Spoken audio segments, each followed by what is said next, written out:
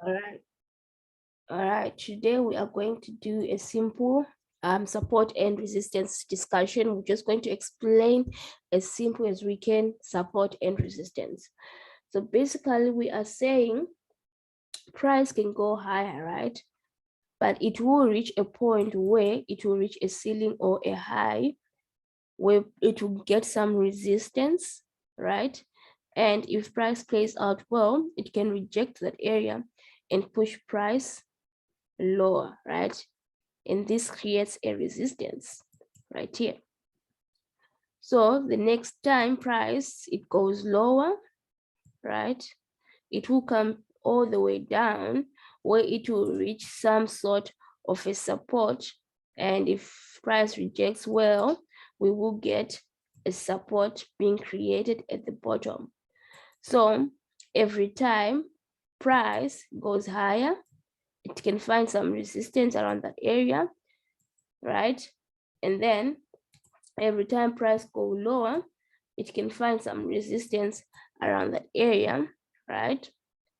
It can even go above, right? If it goes above, then it can also come back down, all right? So resistance, you can look at it as a ceiling, as a high where price needs to push to.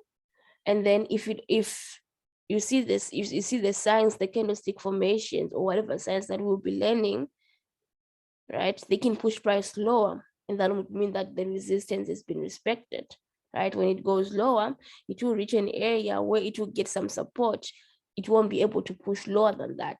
That's support, and then price can get rejected, and then it can push higher again, support and resistance. So I wouldn't take support and resistance, those terms, way too serious. That's why we call them zones, all right? Because an area that was a support can also be a resistance. For example, let's say price went higher, right? Price went higher, right? It broke resistance. As you can see, this is our resistance, right? And then it came lower. But instead of continuing to go lower, it reaches that area and it reaches that area, right? And then it goes higher again, right?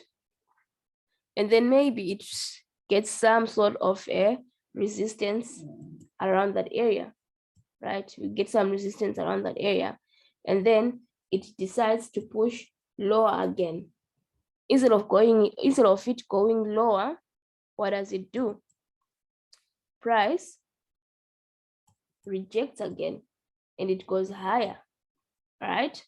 If it's rejecting again and it goes higher and that high respects again, and then we see price going lower, what is it telling us?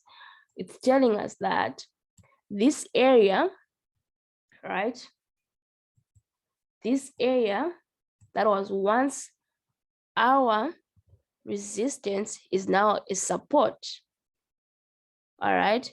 So in the markets, if you see areas, let's say we have an area above and we have an area below, right?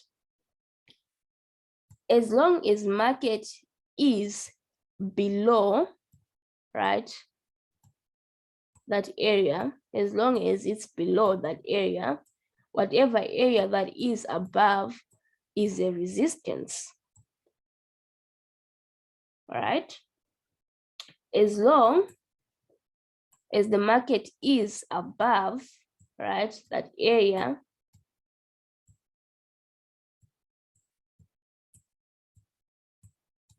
is a support.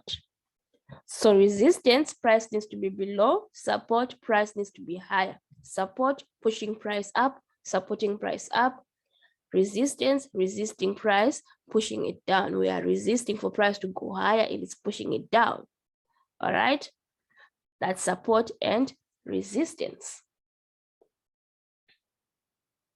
So as long as the candlestick is not closing above, it's being rejected at a resistance, that means price is gonna go lower, so people sell.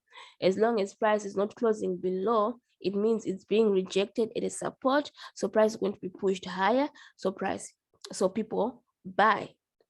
That's the simplest explanation of support and resistance. In the next video, we will use it on the candlestick chart so that we can understand a little bit more in relation to the markets. That's all for now.